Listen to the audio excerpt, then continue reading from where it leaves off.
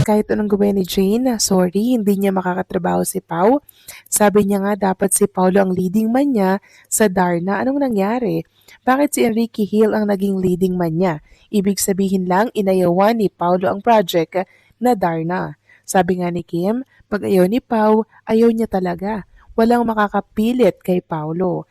Si Janine nga, inayawan din ni Pau. Yung dirty linen ang pinili niya, anlin lang. Nakasama niya si Kim na matagal niyang hinihintay. Yes, tama po kayo dyan, Ginang Annabel Domingo. Pag ayaw po ni Paula Vilino, ayaw niya po talaga. Kahit anong pilit niyo sa kanya, ayaw niya talaga, ayaw niya. Wala pong makakapigil, wala pong makakapilit sa kanya. And tama po kayo dyan, yung sa Dirty Linen, dapat si Paolo din po ang kapartner dito ni Janine. Kaso, inayawan din po ni Paulo at mas pinili nga yung trabaho na kung saan makakasama po si Junita Princess. For 15 years, inantay niya po si Kim Chu, mga kakimpaw. Lumipat talaga siya sa ABS-CBN mula po sa GMA Network para kay Kim Chu. 'Di ba? Tapos andito na yung project, kaayawan niya pa ba 'yon, 'di ba? Pinangarap niya pong makatrabaho ang isang Chinita Princess at until now, may mga project pa rin sila. So pang ilang project na ba nila ni Kim Chu? Tapos by 2026, magkakaroon ulit sila ng panibagong project. 'Di ba? Kakaibang Paolo Avellino kasi mostly yung mga nakakatrabaho niya pong leading lady, 3 times lang niyang nakakatrabaho yung mga yon sa mga project. Tapos kay Chinita Princess, lumagpas na po ng 3 beses and going to pang-anim or pang-lima na mga kakimpaw. Grabe 'di ba? Hindi po siya nasasawa dahil noon pa man ini-aim at minamanifest na niya mga kakimpaw na makatrabaho niya si Kim Chu. Ito yung lalaking may paninindigan mga kakimpaw. May paninindigan sa kung ano po ang gusto niyang mangyari at gusto niyang maabot. So maraming salamat sa komento Ginang Annabel Domingo. God bless po and mabuhay kayo. At ang last comment mula naman po kay Emmy Akar. Sabi niya, tama si Pau, magpaalam siya at respeto at paggalang din yun sa mahal niya. Meaning, sobrang mahal ni Paolo si Kim Chu at nakikita ko kung gaano niya kamahal si Kimi. Kita ko sa mata ni Paolo na si Kim Chu lang ang tinitingnan niya. Parang lagi siyang gusto sa tabi ni Kimi. Yung tawag doon, takot mawala at maagaw ng ibang alam ko, maraming nagkakagusto kay Kim or crush sa kanya kahit nga best friend ni Paolo na si Jake, crush siya. 'Di ba kaya yung mata ni Paulo si Kim Chu lang talagang nakikita niya at feeling ko kung gaano niya kamahal si Kim Chu, sobrang mahal niya. Hintayin niyo next year, malapit na soon. Yes, tama po kayo dyan, Ginang Emmy Akar. Noon pa man po, marami nang nagkaka-crush kay Chinita Princess. Elementary days pa lang, marami na pong naliligaw sa kanya. So, ganyan po talaga pag malakas ang appeal. And until now, mga kakimpaw, hindi po nagbabago yon. Marami pa rin naliligaw. Pero syempre nung dumating si Paula Avellino, doon na nag-stop mga kakimpaw. So maraming salamat sa komento, Ginang Emmy Akar. God bless po sa inyo and mag-ingat kayo palagi. So eto na nga, pag-usapan na natin mga kakimpaw itong mga topic na nakalap natin sa gabing ito. At unahin na nga nating pag-usapan ang tungkol sa ganap kina Kim and Paulo Avellino. So kanina, nasabay po pala yung Christmas special and syempre yung event ni Paolo Avellino dito po sa Narvacan. Grabe mga kakimpaw, yung iba talagang fans, pinagsabay nila ng stream habang nanonood ng Christmas special ng ABS-CBN. Nanonood din sila nung event ni Paolo Avellino tapos nag-i-stream pa sila ng The Alibay. Grabe no? Multitasking din ang mga Kim Pao fans. And bago nga po ang ganap ni Paolo Avellino, dyan po sa Coronation Night sa Narvacan, nag-share po siya ng Instagram story na kung saan makikita nga doon na nilalambing niya po yung parang deer ba yun or what? Deer siya mga kakimpaw, tapos minamassage niya po yung ulo po ng deer, head massage, tapos neck massage, ginaganon-ganon ang kamay ni Paolo Avellino. Nilalambing niya po yung deer. Sabi nga po ng ibang mga fans, nako, nakipaglambingan si Paolo Avellino sa deer dyan po sa Narbacan ata, sa Ilocos Sur ba to mga kakimpo? So andun po si Paolo Avellino ngayon and marami nga po nag-aabang kanina pa ng ganap ni Paolo. And since coronation night nga po yon mga kakimpaw, suot ang mga nakatupis, no, nakababaihan. Then, nag-pageant show yung mga girl doon, mga kakimpaw. Meron mga nagsasabi na bantayan daw si Paolo Avellino. So, kahit bantayan natin si Paolo Avellino, kung loyal yan mga kakimpaw. And nakikita naman natin sa kanya na one-woman man si Paolo at kahit meron pong mga babaeng dumaraan po sa kanyang harapan, never naman po yan na tumitingin katulad po ng ibang lalaki. Si Paolo, trabaho lang po talaga yung pinunta niya dyan mga kakimpaw at wala na pong mali siya yun. And naiintindihan naman po ni Chinita Princess yung pinunta doon ni Paolo Avellino. 'Di ba? And kahit na tumingin naman dyan si Paolo Avellino, hanggang tingin lang naman yun. Yung loyalty niya mga kakimpaw still na kay Chinita Princess pa rin. Kaya kung may nagsiselos man dyan na ibang mga fans for Paolo Avellino, kalmahan nyo lang po. Dahil trabaho lang mga kakimpaw yung ginagawa ni Paolo Avellino. Siyempre, kailangan niya pong magsalita ng mga mabubulaklak na salita, 'di ba? Para sa event na 'yon. Kasi anong sasabihin mo, 'di ba? Walang ganang salita di nabash naman si Paolo Avellino doon. Kaya kung inyong maririnig or may mapanood kayo na pinuri po ni Paolo Avellino itong gantong babae, 'di ba? Wala po 'yon. Kumbaga mabulaklak na salita lang 'yon para mas mapaganda lalo yung naturang event. And kung may nagsiselos po dyan, mga kakimpaw na mga fans, kalmahan nyo lang. Okay? Kasi alam naman natin na matured na si Paolo Avellino sa mga ganyan. Kasi inamin niya din po nung nakaraan, di ba? Na pag nakakita daw siya ng mga babae po na yun nagpapakita ng motibo sa mga lalaki, parang naano siya, naawa po siya mga kakimpaw. So ganyan po si Paolo Avellino. Yan na lang ang isipin po ninyo mga kakimpaw. Dahil kahit anong pagpapaganda or pagpapasexy or pagpapacute kay Paolo para siya ay madala, hindi po yun mangyayari. Malinaw na ang reaksyon ng mga fans ay nag-ugat sa matinding pagmamahal at pagprotekta nila kay Kim Chiu at sa tambalang Kim Pao. Sa bawat event na dinadaluhan ni Paolo Avellino, lalo na kung may kasamang ibang artista o may posibilidad ng intriga, agad nagiging alerto ang fans. Para sa kanila, hindi lang ito simpleng pag-idolize, kundi isang uri ng emotional investment sa kwento at chemistry ni na Kim at Paolo. Hindi maikakaila na lumakas ang protective instinct ng fans matapos makita kung gaano ka-genuine ang closeness ni na Kim at Paolo, on-cam man o off-cam. Kaya tuwing may event si Paolo, natural na may mga fans na parang gustong maging guardians, siguraduhin walang ibang babae ang may lalapit o may intriga sa kanya.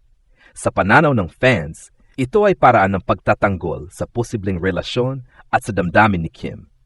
Gayunpaman, mahalagang tingnan din ang mas malawak na perspektibo.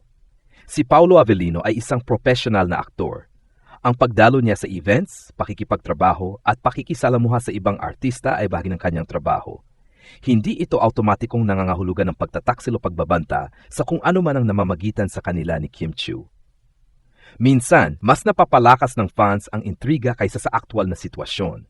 Sa isang banda, nakakatuwa dahil ipinapakita nito kung gaano ka-solid ang fandom, handang magbantay, magtanggol at maging loyal. Pero sa kabilang banda, kailangan ding mag-ingat dahil maaring mauwi ito sa sobra-sobrang control o pressure sa artista. Kung talagang may respeto ang fans kina Kim at Paolo, dapat ding igalang ang kanilang personal na espasyo at kakayahang magdesisyon para sa sarili nila. Kung may tunay mang namamagitan kina Kim Chiu at Paolo Avellino, hindi na kailangan ng pagbabantay dahil ang tiwala, respeto at maturity ang magpapatatag ng anumang relasyon. At kung sakali mang wala pa o hindi pa handang ilantad sa publiko, mas makakatulong ang fans kung magiging suportado ngunit kalmado, imbes na mapanghimasok. Sa huli, ang intensyon ng fans ay malinaw, proteksyon at pagmamahal. Pero sana, manatili itong nasa tamang hangganan, kung saan mas nangingibabaw ang suporta sa selos at respeto kaysa kontrol. Dahil mas magiging maganda ang kwento ni na Kim at Paulo kung ang fans ay kagapay, hindi bantay sarado. Ang isyung ito ay malinaw na refleksyon kung gaano kalakas ang emosyonal na koneksyon ng mga fans sa tambalang Kim Chiu at Paulo Avellino. Hindi na ito basta simpleng kilig o suporta sa love team. Ito ay naging pakiramdam ng pag-aalaga at pagprotekta, lalo na kay Kim Chiu na matagal nang minamahal ng publiko. Sa mata ng fans, parang responsibilidad na nilang siguraduhin, ligtas ang imahe, damdamin, at posibleng relasyon ng dalawa. Sa bawat event na dinadaluhan ni Paulo Avellino, napapansin ng fans ang bawat galaw, kung sino ang katabi, kung paano siya makipag-usap, kung may lumalapit bang babae, at kung paano siya kumilos sa harap ng kamera. Para sa ilan, ito ay pag-iingat. Para sa iba naman, isa itong hindi maiwasang selos na dulot ng matinding attachment sa ideya ng Kim Pao. Lalong lumalakas ang ganitong reaksyon dahil nakikita ng fans na tila mas soft, mas maalaga at mas maingat si Paulo kapag si Kim ang kasama, kaya ayaw nilang masira ang imaheng yon. May pinanggagalingan din ng fans. Alam ng marami kung gaano pinagdaanan ni Kim Chiu, personal man o professional, kaya natural na gusto ng supporters na mapunta siya sa taong sa tingin nila ay makapagbibigay ng respeto, seguridad at kapayapaan. Sa paningin nila, si Paulo ang taong iyon. Kaya kapag may event na parang may potensyal na intriga, agad silang nagiging alerto na para bang sinasabi, bantayan natin si Paulo para kay Kim. Ngunit dito rin pumapasok ang delikadong linya sa pagitan ng suporta at sobrang pakikialam. Si Paulo Avellino ay may sariling buhay, karera at desisyon. Ang pagdalo niya sa events, pakikipagtrabaho sa ibang babae, at pagiging magalang sa kapwa-artista ay hindi automatikong nangangahulugang may masamang intensyon. Kapag sobra ang pagbabantay, maaari itong magmukhang kawalan ng tiwala hindi lang kay Paulo, kundi pati sa kakayahan ni Kim na ipaglaban ang sarili niyang kapakanan. May epekto rin ito sa imahe ng fandom. Kapag masyadong agresibo o mapanghusga ang ilang fans, maaari magmukhang possessive o toxic ang suporta, kahit pa ang intensyon ay mabuti. Sa halip na makatulong sa dalawa, maaari pa itong magdulot ng pressure, lalo na kung maramdaman ni na Kim at Paulo na bawat galaw nila ay sinusuri at hinuhusgahan. Sa kabilang banda, hindi rin may kakaila na ang ganitong reaksyon ng fans ay patunay ng lakas ng Kim Pao. Ibig sabihin, may impact ang kanilang tambalan, hindi lang sa ratings o projects, kundi sa emosyon ng mga tao. Hindi lahat ng artista ay nagkakaroon ng fans na handang magbantay, magtanggol at magsalita para sa kanila. Iyan ay senyales ng malalim na koneksyon sa publiko. Sa huli, ang pinakamainam na gawin ng fans ay ang balanse, suportahan ng buo, pero igalang ang espasyo. Ipagtanggol kung kinakailangan, pero iwasan ang sobra-sobrang selos. Magtiwala sa damdamin ni na Kim at Paulo, kung ano man ang tunay na estado nito. Dahil kung may totoo mang namamagitan sa kanila, hindi ito masisira ng events o ng ibang taong nakapaligid, lalo pa kung matibay ang pundasyon. Ang tunay na suporta ay hindi pagbabantay, kundi pag-unawa, pagtitiwala, at pananatiling nariyan, kahit walang kontrol sa bawat eksena. Para sa akin, ang balitang ito ay halo ng kilig, pag-aalala at sobrang emosyon ng fans. Natural lang na maging protective ang mga fans, lalo na kung nakikita nilang masaya, kalmado at tila inaalagaan si Kim Chiu kapag kasama si Paulo Avellino. Maraming supporters ang nakakaramdam na ayaw nilang masaktan si Kim, kaya lumalabas ang ideya na bantayan si Paulo tuwing may event. Ibig sabihin nito, malaki ang tiwala nila kay Kim, pero mas nagiging maingat sila pagdating kay Paulo dahil exposed siya sa maraming tao at sitwasyon. Pero sa mas malinaw na pagtingin, hindi dapat umabot sa pagbabantay ang suporta. Si Paulo ay isang profesional at may sariling prinsipyo, at si Kim naman ay isang matured at matalinong babae na kayang magdesisyon para sa sarili niya. Kung may namamagitan man sa kanila, mas tatagal iyon kung may tiwala at respeto, hindi dahil may fans na nagbabantay sa bawat galaw. Sa totoo lang, ipinapakita rin ng balitang ito kung gaano kalakas ang impluwensya ng fandom. Hindi lahat ng artista ay nagkakaroon ng fans na ganito ka-invested. Positibo ito kung mauwi sa suporta, pero pwedeng maging negatibo kung mauwi sa pressure o panghuhusga sa bawat kilos ni Paulo. Sa kabuuan, masasabi kong ang balitang ito ay patunay ng lalim ng emosyon ng fans. Pero sana ay manatili sa tamang hangganan. Mas maganda kung ang fans ay maging taga-suporta, hindi taga-pagbantay, at hayaang sina Kim Chiu at Paulo Avellino ang magtakda ng direksyon ng kanilang personal at profesional na buhay. Mayroon pa akong ilang mahalagang punto na maaring idagdag sa balitang ito upang mas maging buo at patas ang pagtingin dito. Una, ipinapakita ng isyung ito kung paano nagbabago ang kultura ng fandom sa panahon ng social media. Sa isang iglap, pwedeng mabuo ang opinyon ng fans base sa isang larawan, video clip o simpleng chismis mula sa isang event. Dahil dito, mas nagiging emosyonal at impulsive ang reaksyon ng ilan. Hindi na naghihintay ng malinaw na konteksto, kaya minsan mas napapalakas ang haka-haka kaysa sa katotohanan. Ikalawa, mahalagang tandaan na ang mga artista ay may malinaw na hangganan sa pagitan ng trabaho at personal na buhay. Ang pakikipag-usap ni Paulo sa ibang artista o ang pagiging magalang niya sa events ay bahagi ng kanyang propesyon. Hindi ito dapat agad ikabit sa issue ng relasyon. Kapag paulit-ulit na nabibigyan ng maling kahulugan ang ganitong sitwasyon, maaring makaapekto sa mga future projects at collaborations niya. Ikatlo, ang labis na pagbabantay ng fans ay maaring magdulot ng hindi inaasahang pressure kina Kim at Paulo. Sa halip na maging masaya at natural ang kanilang samahan, maaari silang maging mas maingat o mailang dahil alam nilang bawat kilos ay binabantayan at hinuhusgahan. Sa ganitong sitwasyon, ang tunay na koneksyon, kung mayroon man, ay mas nahihirapang lumago. Ikaapat, kung titingnan sa positibong aspeto, ang ganitong reaksyon ng fans ay nagpapakita ng tiwala nila sa intensyon ni Paulo kapag si Kim ang usapan. Ibig sabihin, naniniwala ang fans na may espesyal na respeto at papahalaga si Paulo kay Kim, kaya gusto nilang protektahan yon. Isa itong indikasyon na maganda ang naging epekto ng imahe nila bilang tambalan sa publiko. At panghuli, mahalagang paalala ito sa lahat ng fans na ang tunay na suporta ay hindi nasusukat sa pagbabantay o pangunguna sa emosyon, kundi sa kakayahang magtiwala at maghintay. Kung may magandang kuwento man sa pagitan ni Kim Chiu at Paulo Avellino, lalabas at lalabas din ito sa tamang panahon. Walang pilitan, walang pressure, at walang kailangang bantayan. Sa madaling sabi, ang balitang ito ay hindi lang tungkol sa event o sa pagbabantay, kundi tungkol sa kung paano natutong balansehin ng fans ang pagmamahal at respeto sa mga iniidolo nila.